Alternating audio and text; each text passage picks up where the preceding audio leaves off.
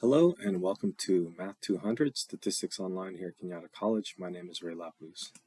In this video, we will take a look at a homework problem from 11.2. This is problem number 3.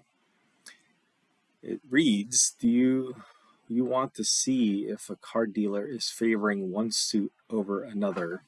You observe the dealer picking a card, putting it back in the deck, shuffle, and repeat the process 224 times. The results are displayed in the table. Use a 0.01 significance level. So they want us to complete the table of the expected frequencies. So you're checking to see if the dealer is favoring one suit over the other.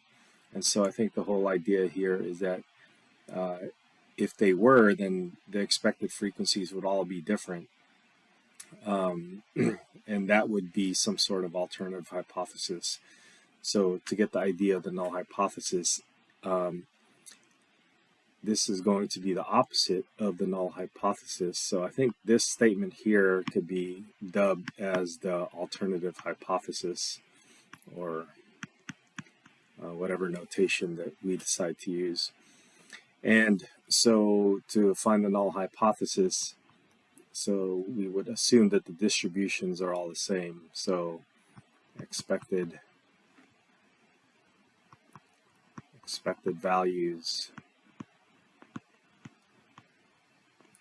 are all equal. So if that were the case, then we look at 244 or 224 times that they did this. So we would want to divide that by 4. So each expected value would be the same, or all equal. And so expected values would be 224 divided by 4 slots that we have here. And I think that turns out to be 56. So our table of expected frequencies should be 56, 56, 56, all the same.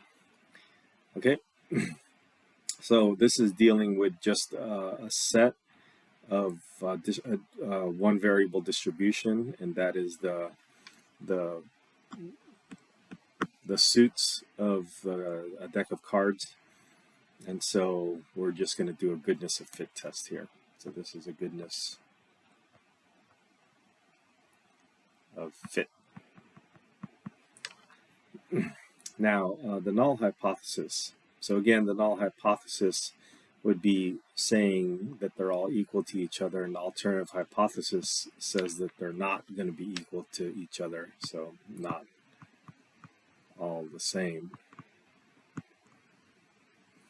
So between this null hypothesis and this alternative hypothesis, we should be able to pick out the statement that would best fit that.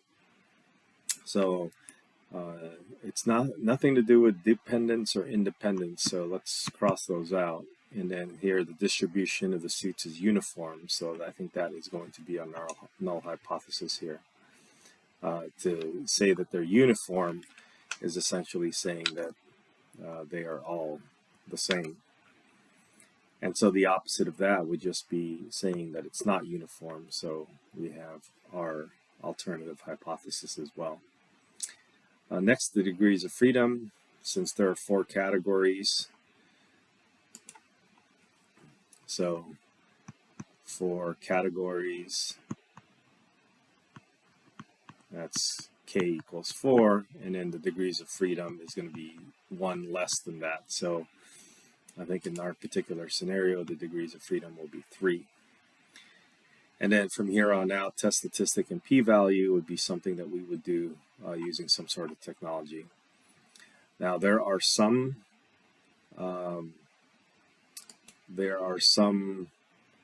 calculators, the TI-84 calculators, that actually have a goodness of fit test button, but there are some that do not. So I guess I can hope that yours actually has that. And if it does not have that, then you have to find another way to do that. There are also other ways to use the TI-84 to get this by putting your values your observed frequencies and your expected frequencies onto the calculator and then doing the computation that you need to do. But here we're going to use Google Sheets. So this is our layout right now. We have a set of observed values and expected values. I need to enter the 56 here. And then on this on this column, I have the calculations where I have O, the observed value, minus E, the expected value, quantity squared, and then divided by the expected value. And so I would do that for all the entries that I have, and then this is what I would get. Now, I don't have my expected values yet, so I'll put that in a minute. But also, just want to point out that this particular sheet here has the computation for counting the number of categories, which is just going to be however many non-empty values you have. I think it counts this one. Let's see. This counts the B, so for some reason this counts the expected value, but maybe we should just fix that and make sure that it counts the computed value. In any case, categories is 4, and so to find the test statistic, we would add up these values, and that's how this test statistic is found, and then use a chi-square distribution with the degrees of freedom of 4 minus 1. So we're going to take this value, degrees of freedom 4 minus 1. Okay, let us now put in the expected values. Since they're all the same, all I really need to do is type one of them, and then I can go back to that 56 that I just typed, and I'll grab the lower right hand corner, click and drag, and then that's going to automatically fill in the 56 for the rest of them. So for each of these observed values and expected value pairs, I'm going to get this computation, the observed minus expected quantity squared divided by expected. And so I would have all these for each of those observed values, and then we would add them all up, and it looks like that's going to be 11.7857. That will be your test statistic, and this is a chi-square test statistic, so we want to also make note of that. And then our p-value is computed here automatically with a chi-square distribution.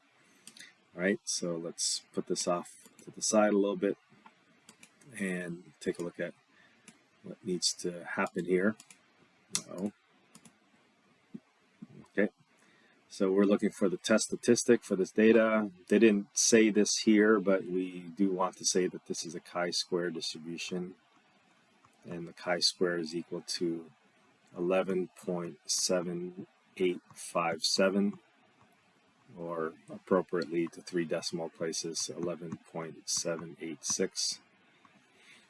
Our p-value is 0.0081 or 82, and then our p-value is quite small, so p-value PV is less than alpha. And so our p-value is less than alpha, we reject the null hypothesis. Small p-values, you reject the null hypothesis. And remember that the null hypothesis says that it has uniform distribution, so it looks like it's not uniform, and it looks like maybe the dealer might be favoring one suit over the other. Now, which suit it is not really addressed in this particular scenario. You can kind of guess that the spades and the clubs are up high there and the diamonds are really low, but again, this particular test does not address that particular issue, so we just wouldn't address it. So our conclusion, there's sufficient evidence to conclude it's uniform. We found that it was not because we rejected the null hypothesis. I think this is not uniform. Let's read through the rest. This says independent, dependent, and this is dependent, so we'll cross those out. There's insufficient evidence to conclude that the distribution is not uniform. So we actually saw that it was not uniform, so we'll cross that one out as well. And this is our choice. Okay, that is problem number 3 from section 11.2. Good luck.